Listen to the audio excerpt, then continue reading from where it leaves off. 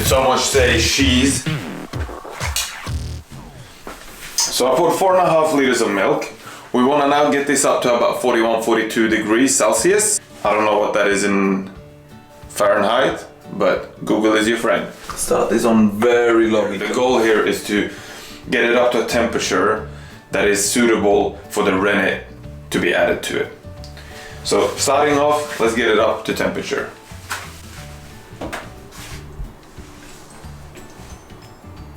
Now we're waiting. I think you're gonna wait a while.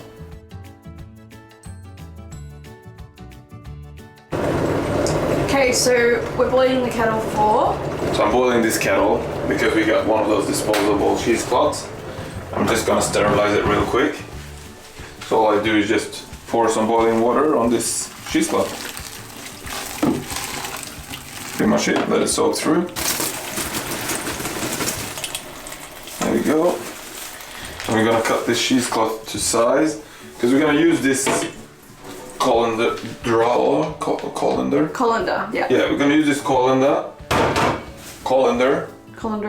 We're gonna use this colander to separate the cheese from the water, and I reckon we're gonna go double size, maybe something like that. I reckon that'll do.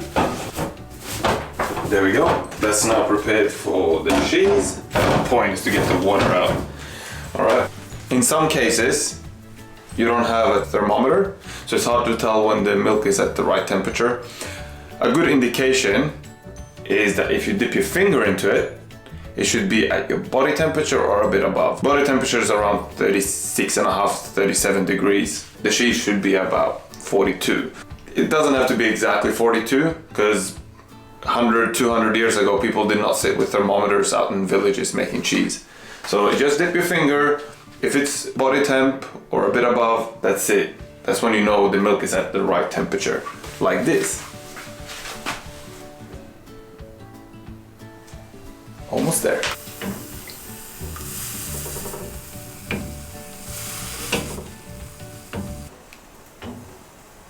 You gotta be gentle with the milk. It's the milk's first time. You gotta give it that sweet love. Almost there. So now, let's touch the milk, see if it's at the right temperature. Yep, that's more than body temp. So what we do now is we turn off the heat completely, move the milk aside, we take out a scoop of this milk like that, and then we leave this one in here, and we pull out our rennet. And I've kind of estimated that what I need for 4.5 liters is about 2/3 of a normal tiny spoon. It says on the package 2 milliliters per 10 liter of milk. So I gotta go like 1 mil approximately, a bit less than 1 mil. Oh. That's pretty much what I need. Move that into the milk. And now stir this milk into the big pot.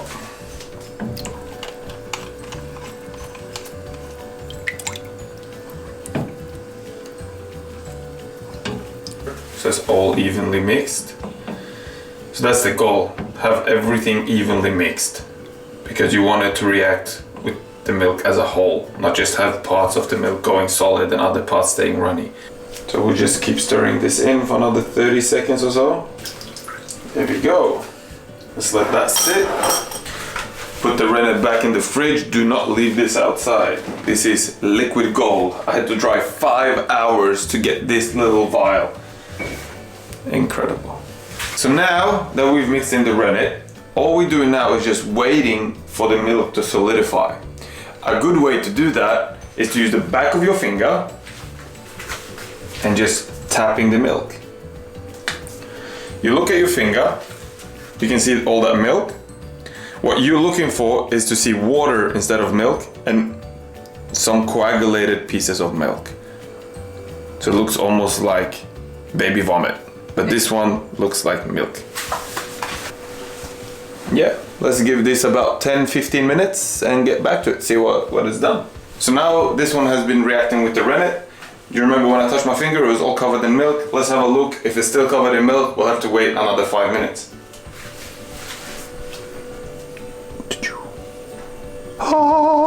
You see the small specks of milk, but mostly it's just moisture from the water. So this means we can now transfer it to the colander. All right.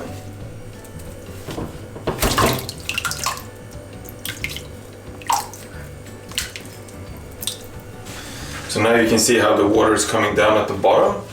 It's going down through the cheesecloth, through the colander, and down the sink. So this is what we want to do here. We want to try and separate all this water from the milk. So to do that, you're gonna have to close this up. No pressure here. Don't squeeze it. Don't do anything. Just try and close it up as good as you can to a ball. And then just let it sit. We'll come back to it in about 3 minutes, 4 minutes. It's been a couple of minutes. Let's have a look at the cheese. See how it looks. Peel this cheesecloth open.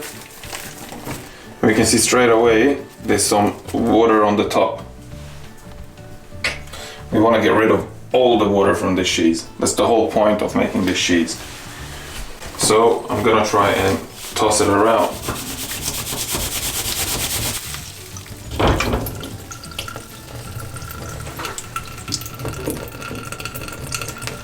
Just let it sit for another couple minutes. So what we want to do now is to squeeze the cheese a little bit. Not too much, because we want the weight, once we've tied the bag, to do that job, to squeeze out the last of the water. But we're gonna give it a little bit of a twist, and then we're gonna tie it up and let it sit. Close up the bag, and then this last corner, try and pull that so you can wrap it around, and then give it a little twist.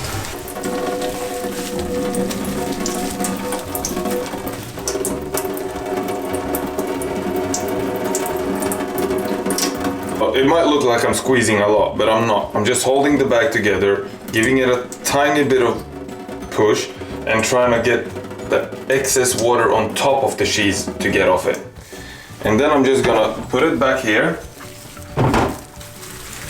And until I can move this cheese around freely as a whole piece of cheese, we're not gonna touch it.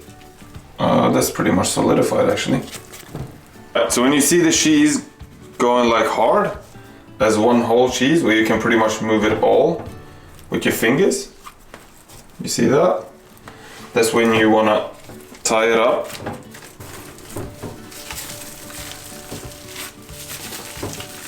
Like this. Now we got a big square cheese piece. So now we got a big chunk of cheese here. What we're gonna do with that is put something heavy on top. We put this on top. Now we put this on top of that.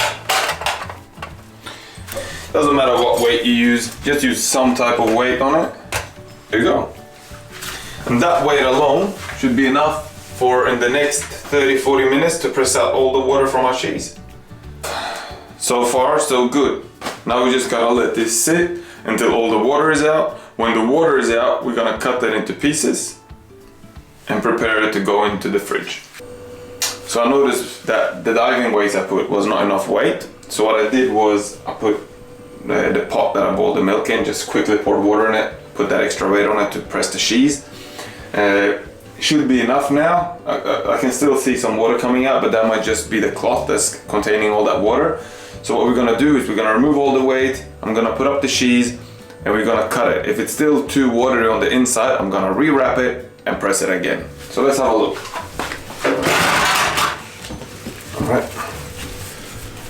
You can see all that, that's without pressing. So you can tell how much water is actually held by the actual cheesecloth. Let's have some look here. Oh, look at that cheese. Look at the cheese. So cool. Oh, it's beautiful. Let me just get a knife. And we're gonna cut it at where it's thickest. Don't have to cut it in the middle. I want to cut it in the middle because I'm gonna make this into 4 pieces of cheese. So, cutting that.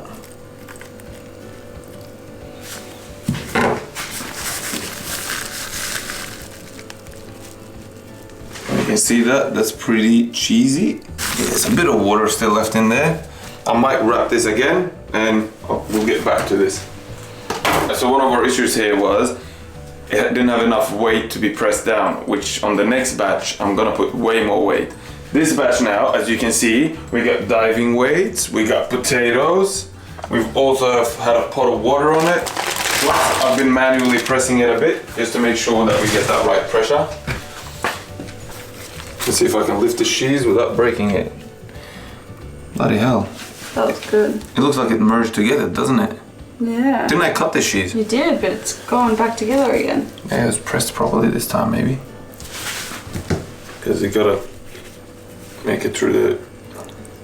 Beautiful. Right? This will do. This should get the last of the moisture out. We're gonna roll this in salt.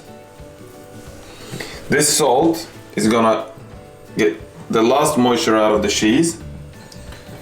But not only the moisture, but it's gonna create the brine with all that water that gets expelled out of it. That's beautiful. Ooh-wee. Let's get a nice shot of that. No, wait. That's nice. Yeah, it's amazing. Do not put these on top of each other, because as you've seen when we're pressing the cheese, it actually shapes. So we don't want to shape the cheeses to anything else but this beautiful square shape. So we've cut our first square into 4 pieces, roll them in salt and put them on a plate. We're gonna let them sit on that plate until all the water has been expelled, and that's how we get our halloumi brine. And that will be the brine that we can pour into the container where we will stack these halloumis on top of each other.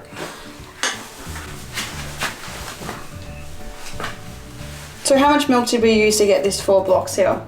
For these 4 blocks we used about 3.5 for 4 liters. Almost 4 liters of milk. Wow. A bit more than half a teaspoon of rennet.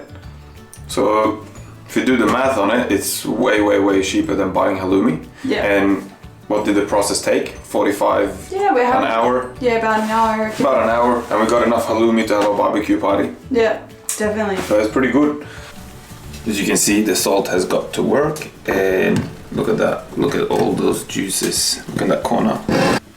This is liquid gold for halloumi.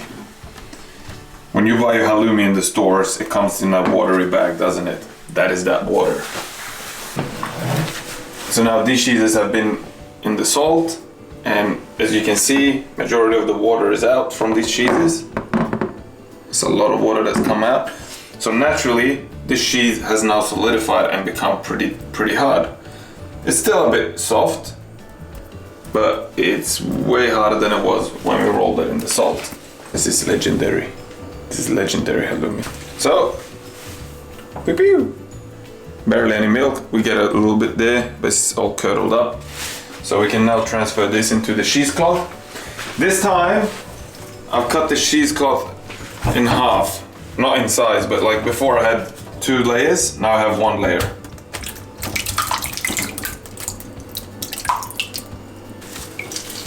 So, this time I'm gonna try and make it a bit thicker. And I'm gonna put way more weight on it. I actually got the old bucket of milk. I'm gonna fill this one up with water. So we got about 5 kilos right here. We got thinner cheesecloth to make it easy for the water to escape. Keep all this in place. Yes, so you can see the bag is sweating. If you look at the blue cheesecloth, you can see how it's dripping and sweating. That means the water is getting expelled from it. So let's get these weights off and see if round 2 gave us any better results.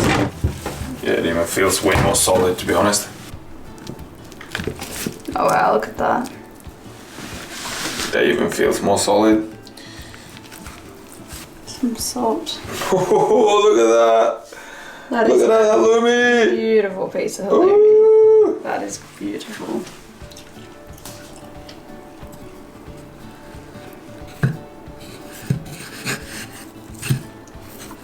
This is amazing. That looks divine. So look at all that brine.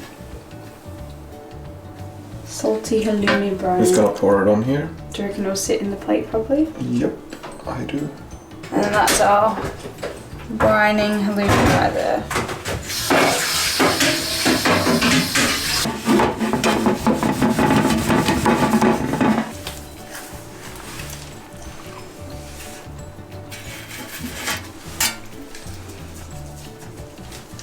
Can you make cheese from normal milk, just like household milk from the shops, or does it have to be fresh milk? Like, you can make it from normal milk, but it doesn't get the same quality. But like, if someone was watching this at home right now, they definitely could go to the shops and get a nice creamy full fat milk and make No, this. like, something I really should say is that if you're making this cheese and you're gonna have younger children eat it, you will have to pasteurize it first. Because there is some bacteria and stuff in fresh cow's milk that kids' stomachs can't handle. Like, I'm talking young kids, like 3-year-old, Yeah. 4-year-olds. Like Yeah. a 9, 10-year-old kid, no problem. But like younger kids, do not feed them unpasteurized milk. Yeah. But to pasteurize milk, there's another process, not too hard. There's a million videos out there how to pasteurize milk. But could you go to the shops and just buy a basic, normal, nice dairy full fat milk? Yes, you Already could. Pasteurized, You right? could, but this one has a way higher fat content. Yeah. So I've tried both, and I would recommend and I prefer fresh cow's milk always. Yeah.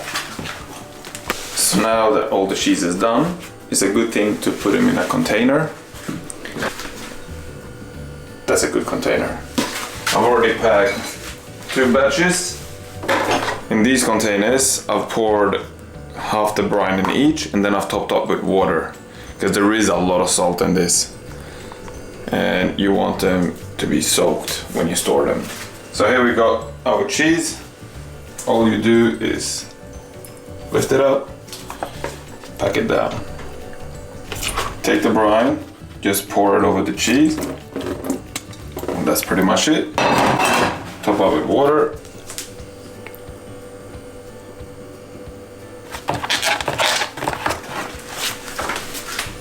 And store in your fridge. Now, you're probably wondering just as much as me, how does this batch taste? Let's grab a cutting board, because the first one we made was very thin. I'm gonna slice it like this, instead of like that. The other batches we did, they were a bit thicker, but that one's pretty thin. So I'm just gonna feed my knife straight through it in the middle. So, here's an extremely important point. Something very important is because you've had these in shit tons of salt, they're gonna be very salty. So what you can do is you either boil a kettle and pour some hot water on them to get that salt off, or you just chuck them in a bowl of water and let them sit for, just let it sit for a while. You can do this 2 or 3 times. You'll find the right balance depending on how thick your cheese is, how much cheese you got in the bowl. Obviously there's other factors, but I'm gonna do that 2 times. I'm gonna let them sit now for about, say, 2 to 3 minutes, pour out the water and let them sit again for 2 to 3 minutes in cold water before I fry them in the pan and get that golden crust.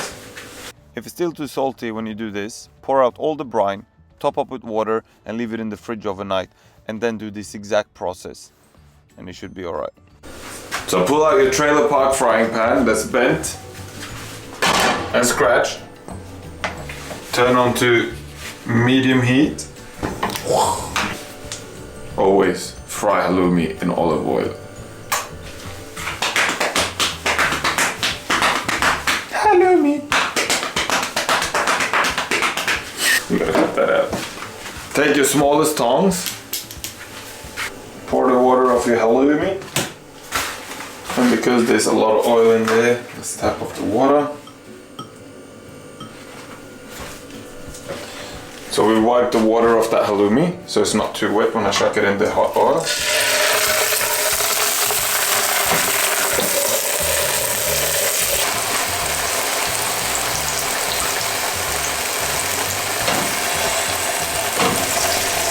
You don't know if it's a success until you've got that golden crust on a halloumi and it tastes divine. So until this one is done, I do not know if this batch was good. Everyone loves halloumi, but they love halloumi after it's been fried or grilled. It's very hard to eat raw halloumi.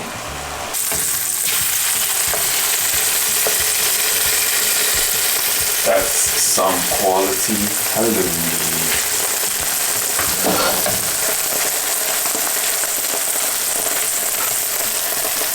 So I've spent how many hours? 3, 4? 3 hours, I reckon. Yeah, say 3.5. I've spent 3.5 hours in the kitchen. I've made enough halloumi to last me for more than a month. And it's costed me how much? $10 for the rennet? Yeah.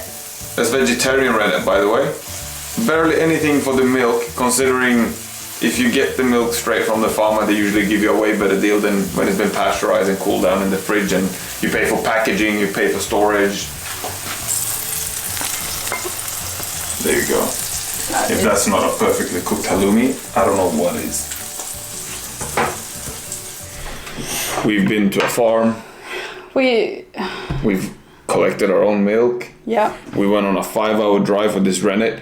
You don't have to go a 5-hour drive. You could literally order this on 100 different websites online, no matter what country you're in. We just were impatient because we were scared that the milk was gonna go off. You only get about 3 days to use fresh cow's milk, so Yeah. we're on a deadline. Yeah. So now, moment of truth. Yeah, go for it. Have I made amazing halloumi, or have this been a failure? You go for a piece, I'm gonna take this piece.